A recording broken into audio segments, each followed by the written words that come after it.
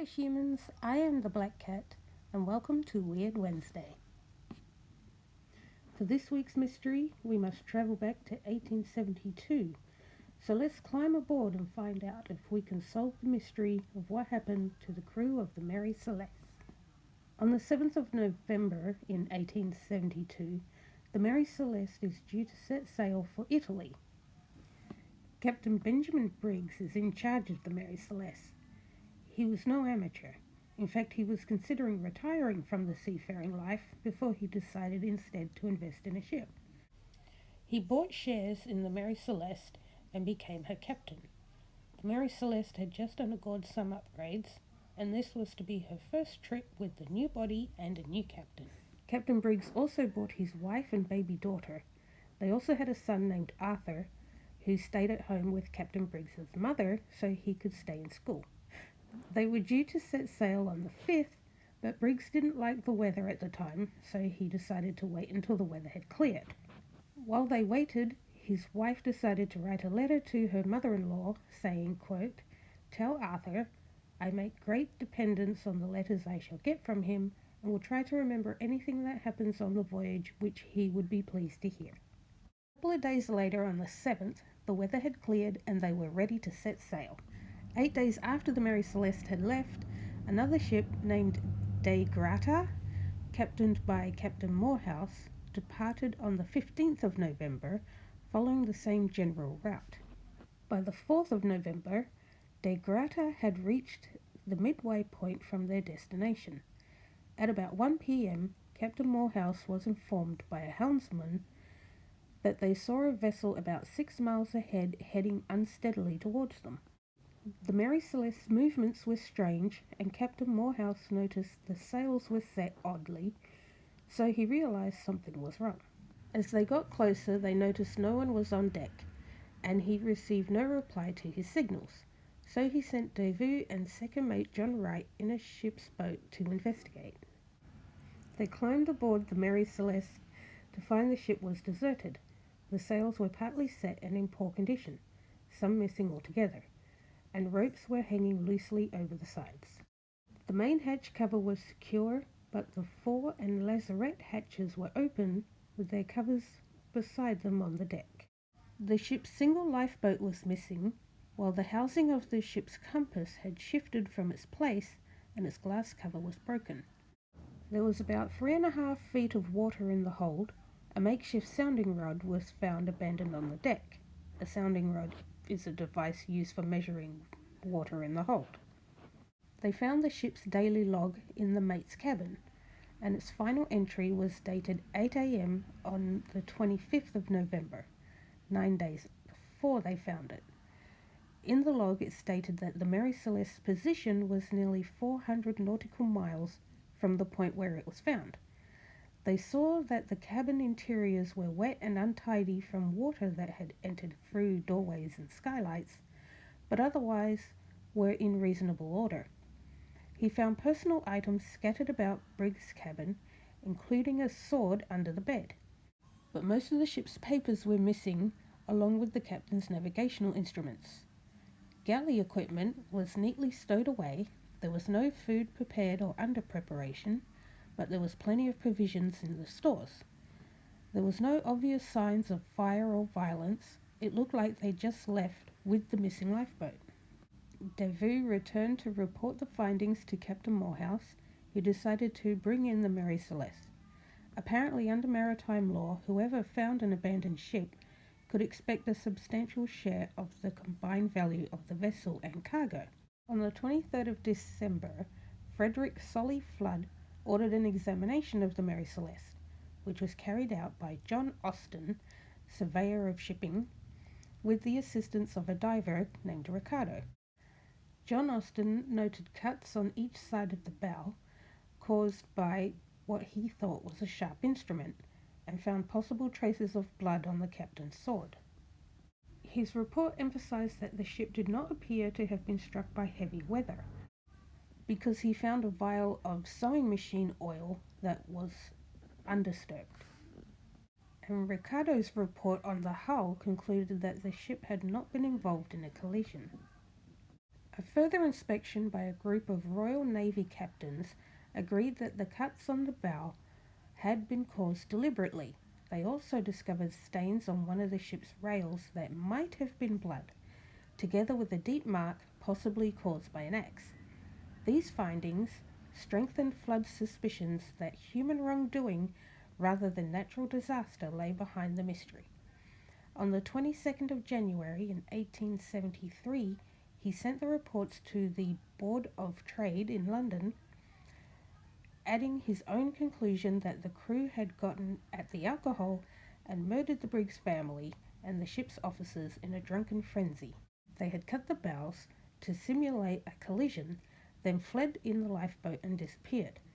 Flood thought that Captain Morehouse and his men were hiding something, specifically that the Mary Celeste had been abandoned in a more easterly location and that the log had been doctored.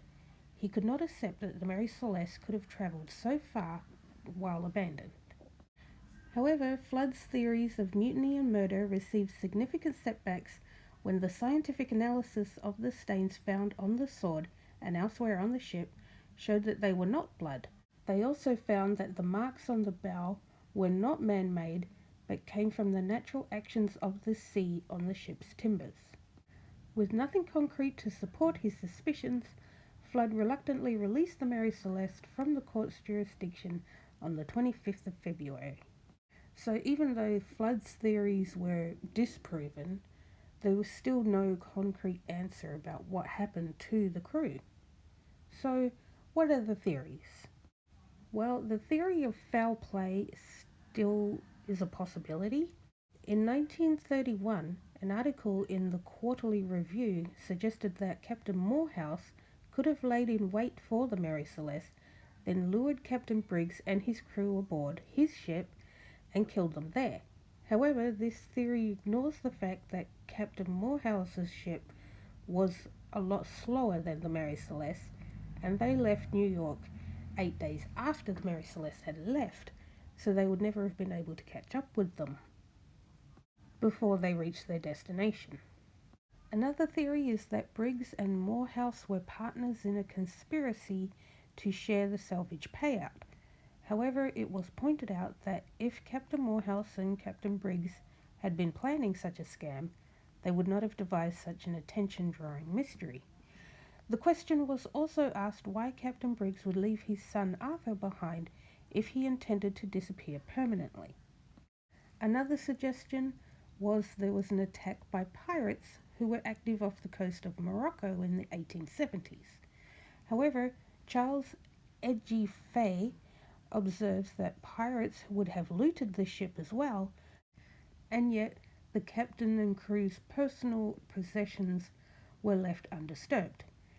In 1925, historian John Gilbert Lockhart suggested that Captain Briggs slaughtered all on board and then killed himself in a fit of religious mania. So another theory is that there was some perceived emergency that made the crew jump in the lifeboat to get to safety, with the intention of returning once it was safe to do so. Normally the lifeboat would be tethered to the ship, but the ropes found suggested that the lifeboat may have been cut from the ship and that the ship drifted off before they had a chance to get back. However, it was pointed out that Captain Briggs was an experienced captain and that he wouldn't untether the lifeboat unless he was panicking, and an experienced captain wouldn't panic, essentially putting his crew at risk. Arthur Putman, a New York insurance appraiser, was a leading investigator in sea mysteries in the early 20th century and wrote a similar lifeboat theory. Putman laid special stress on the fact that only a single lifeboat was missing from the vessel. He discovered that the rope of the boat was cut, not untied, which indicated when the Mary Celeste was abandoned, it was done quickly. Several times in the ship's log, there was mention of ominous rumblings and small explosions from the hold. Cargo of petroleum naturally give off explosive gas, and these sounds described are quite common. He suggested that one day there was a more intense explosion, and a sailor ventured below deck with a light or a lit cigar, which set off the accumulated fumes, causing an explosion violent enough to blow off the top coverings of the hatch, which had been found in an unusual position. Putman ends his theory that in a panicked terror the captain, family, and crew piled into the lone lifeboat, cut the rope, and set out to sea, abandoning the vessel. Devu, the crewmate who first boarded the Mary Celeste when it was found, believed that the presence of the sounding rod on the deck was more significant. He suggested that Captain Briggs abandoned the ship after a false sounding, because of a malfunction of the pumps or other mishap, which gave a false impression that the vessel was taking on water rapidly. There's also the theory that a sea quake, like an earthquake but under the sea, could have caused turbulence that disrupted the cargo, causing it to release noxious fumes, making Captain Briggs believe that an explosion was imminent. It suggested that the reason the hatches were open could have been an attempt to air out the cargo. This theory wasn't supported because they found no damage to the cargo and no evidence of fire, so they kind of let that one go. However, in 2006, an experiment was carried out for Channel 5 television by chemist Andrea Sella, the results of which helped to revive the explosion theory. Sella built a model of the hold with paper cartons representing the barrels. Using butane gas, he created an explosion that caused a considerable blast and a ball of flame. But contrary to expectation, there was no fire damage on the replica. What we created was a pressure wave type of explosion, he said. There was a spectacular wave of flame, but behind it was relatively cold air. No soot was left behind, and there was no burning or scalding. Then we come to the paranormal theories. The British Journal of Astrology describes the Mary Celeste story as a mystical experience, connecting it with the Great Pyramids of Giza and the lost continent of Atlantis. There is, of course, the theory that the crew was abducted by aliens, that they could have slipped into a different dimension, with a theory that they somehow sailed into the Bermuda Triangle, even though their route took them nowhere near the Bermuda Triangle. There was also an idea in 1904 that the entire crew of the Mary Celeste was plucked off one by a giant octopus or squid. According to the Natural History Museum, giant squid can reach 15 meters in length and have been known to attack ships. A giant squid could conceivably have picked off a crew member, but it could hardly have taken the lifeboat and the captain's navigation equipment. Along those same lines, there's also the idea of some kind of sea creature or sea monster, because, the ocean is so vast and we don't know what's really out there. There could be anything out there. What is often overlooked, however, is that the Mary Celeste was only one of several ships that were abandoned over the years. In October 1955, a 7-ton motor vessel disappeared in the South Pacific with 25 people on board. The vessel was found a month later, deserted and drifting north. None of those on board were ever seen again, and a commission of inquiry failed to establish an explanation. David Wright, the principal historian, has described the case as, quote, a classic marine mystery of Mary Celeste proportions. So, in conclusion, I still have many questions. With everyone focused on the ship and why the ship was abandoned, why is no one asking where the crew went? Where did Captain Briggs and his wife and daughter go? Would the whole crew plus his family fit into one lifeboat? From what I could tell, the lifeboat or remains of it were never found. Did the whole thing sink with the people, or if it did sink, why has it never been found to this day? With no clear answers, the Mary Celeste would go down in history as one of the greatest marine mysteries of all time. But with that being said, this brings us to the end of this week's mystery. I hope you enjoyed it. What are your theories? Do you think they were abducted by aliens, or did you think they abandoned ship because they thought that it might explode? That sounds like the logical answer to me, but you never know. But anyway, that brings me to the end of this video. Thank you so much for watching. If you liked it, maybe you can hit the like button and leave a comment and maybe even subscribe. But for now, I'll catch you later. Bye.